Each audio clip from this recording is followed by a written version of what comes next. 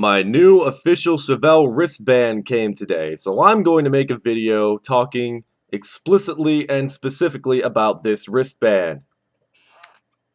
You see, if I were to make a video talking specifically about the intricacies of this polyester wristband, you might think that I have Asperger syndrome because I am talking at great depth about a topic that is very narrow, very limited in scope, a topic that really does not have a lot more to be said about it, but I'm trying to say more and more and more about it, trying to get you interested in it.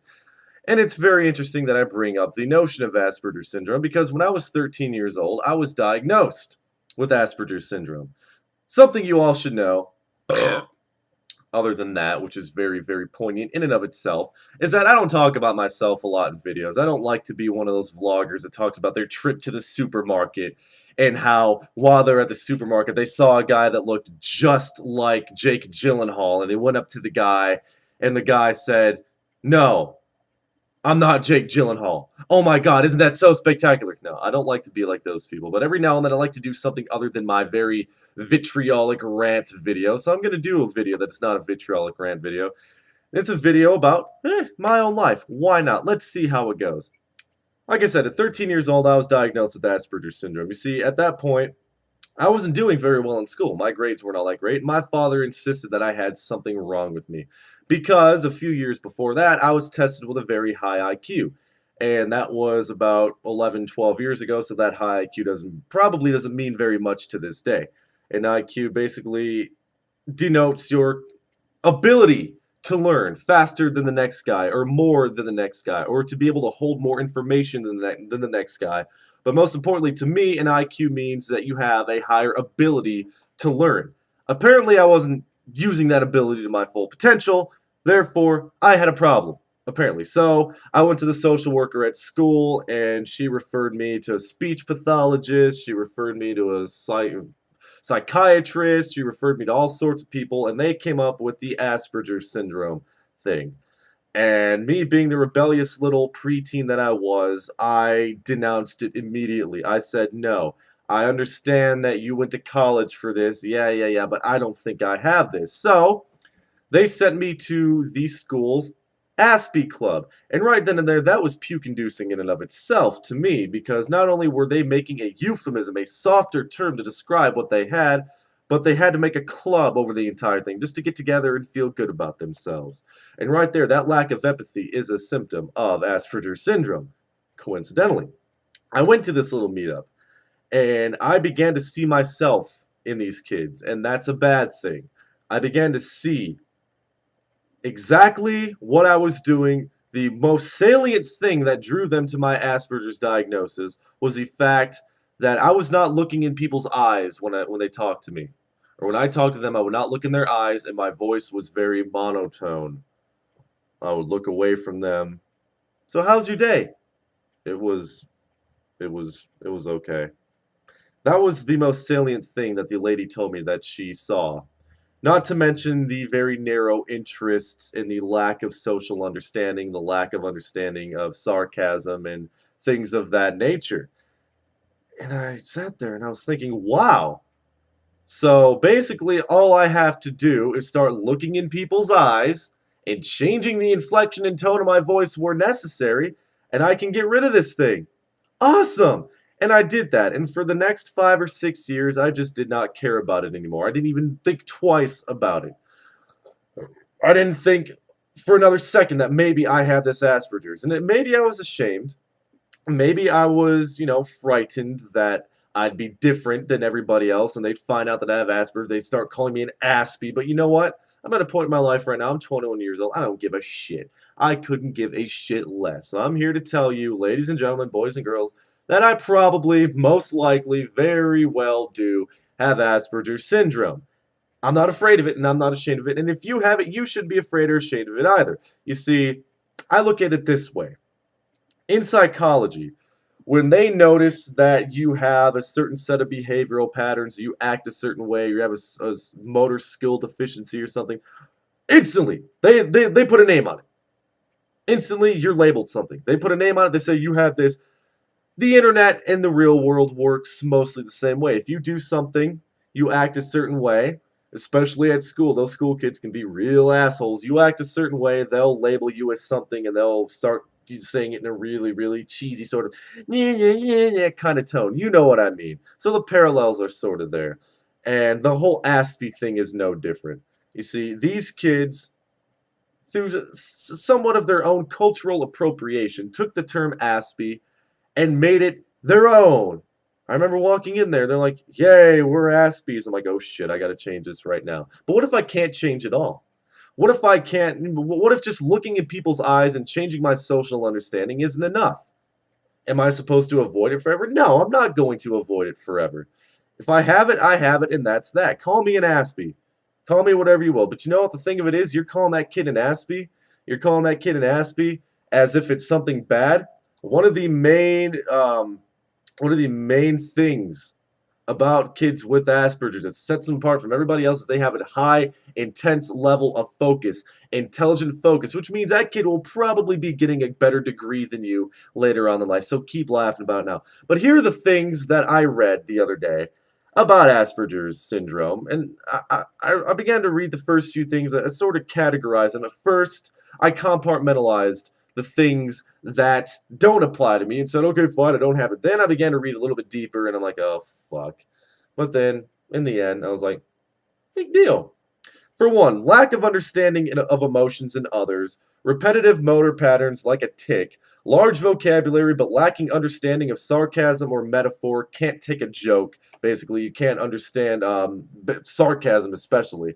Rambling on and on but never reaching a real point. Heightened sensitivity and overstimulation by loud noises, light, strong tastes or textures. Have delayed motor development. You know, you may be late in learning how to use a fork or a spoon or ride a bicycle or catch a ball. None of those really apply to me. I mean, if I see somebody that's sad, you know, kind of like this, I'll go over and maybe I'll try and talk to them and cheer them up, or I'll avoid them altogether. If I see somebody that's angry, I definitely probably will avoid them altogether after I ask what's wrong. Nothing is wrong! Okay, hey, okay. So I do understand emotions in others. I understand what their emotion is. In fact, I try to read people and figure out what their emotion is so I can determine whether or not I should approach this person or how I should change my own demeanor accordingly. Maybe I can show some sort of empathy by being angry with them, even if I'm not really angry. If I see somebody at work and they're pissed off, maybe if I act angry too, they'll understand and we can bond over that common thing. Repetitive motor patterns like a tic, unless you consider masturbation a repetitive motor pattern, no. Large vocabulary but lacking understanding of sarcasm or metaphor. You know, you may understand words people are using, but if they're being sarcastic or trying to joke, ask any of my friends in real life and they'll tell you, yeah, I can take a joke pretty well, just as well as I can give them a joke. Rambling on and on, but never reaching a point. I do like to reach a point eventually. Heightened sensitivity and overstimulation by loud noises, lights, or strong tastes or textures. Well, I will admit, if I smell shit, I'll go, oh my god, what is that? But I won't go too far into detail about it. I'll say, yeah, smells like shit. Smells like a Norwegian sewer rat's asshole. Great. And you know, with the loud noises, sure. If the frat boys are playing Wheezy and Kesha and that Posner douche, great, just great. And then I'll move on and I'll turn up my music even louder. Delayed motor development. You may be late learning how to use a fork or a spoon, ride a bike, or catch a ball. Those were things, especially with the bike. I didn't learn how to ride a bike until I was 7 because I didn't have a bike until I was 7. So those are the things, you know, didn't really apply to me. But then I started to read the things. Some of the more important things that psychologists use when diagnosing someone with Asperger's, like the lack of looking in people's eyes and actually changing your tone of voice. For example, very narrow interest that the person talks about in great detail, even if they have talked about every possible thing that they could, like vacuum cleaners, or having a narrow interest in baseball statistics. For me, it was hockey at first. I would actually sit there with a piece of paper and a pencil and write down every time someone made a pass, every time someone checked somebody, every single time, even something statisticians would not count, like every time the crowd cheered. Okay, that's how narrow I was. Meteorology is another thing, a very narrow interest of mine. Pro wrestling knowledge is a very, very narrow interest of mine. In fact, The Undertaker, for example, is something that I need to know. You need to know every single thing about this thing. Like everything. I'm not talking just enough to get by. I mean everything. And it begins to become annoying to some people. There are a few other things as well, but Lack of empathy or emotional reciprocity. Sometimes when someone's talking to me and they're really sad, I just can't start feeling sad with them. That's just how it goes. Sometimes it's a problem. Sometimes I watch the show House and I see how he treats people on there and I go, wow. Yeah. Talking to only people you like. Okay, let's say, for example, a big group of people, and one group of people are people that you do not know, and they're all mingling and talking with each other. And this group of people are people that you know and that you like. You will stay with this group of people, and you won't want to have anything to do with these people or people you don't like. For example, at work, there may be one or two people that I really confide in and talk to. Everybody else, if they pass me by, I don't even say a word to them. That's another flaw of mine, I guess. Or out on the street, I don't like to talk to a lot of people. Low tolerance for ordinary and mundane tasks or those considered easy. Again, just like at work. These things like for okay, let me give you a can I give you a basic example? A kid in class scoffs at an assignment or just completely tosses it to the side because he is sick of doing the same thing over and over again. That teacher will consider the kid arrogant. But if that teacher does not understand that this kid has something like Asperger syndrome, which very much so what's the word? Which puts his social understanding ability in a shithole, that teacher will just think the kid is arrogant.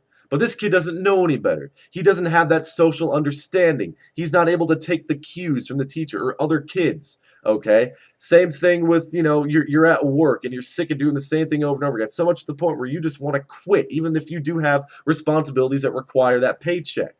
I get very bored with things very easily. Like Maple Story, or I'll start playing something, then I'll get very bored with it and I'll just throw it to the side. That's me. And finally, the intense focus to work things out logically, even when it's unnecessary. I always have to think there's a separate motive. I always have to think that there's a different logical explanation than the one that's given to me. Like with my relationship, my ex relationship.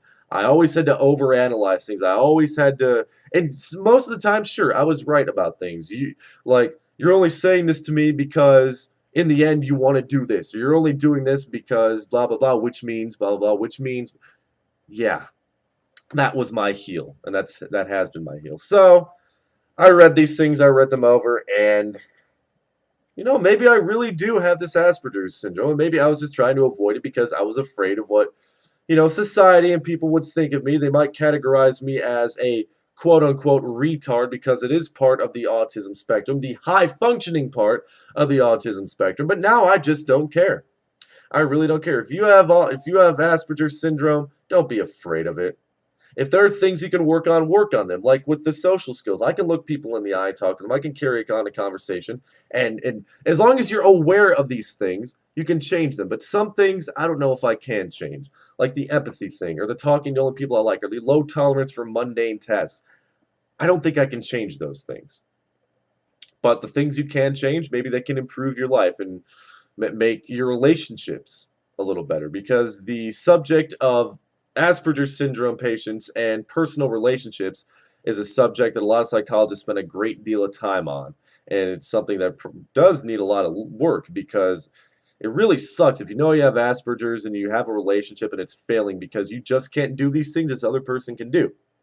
So, hey, I'm Undertaker Freak 1127 and I have Asperger's syndrome. Have a good day, folks.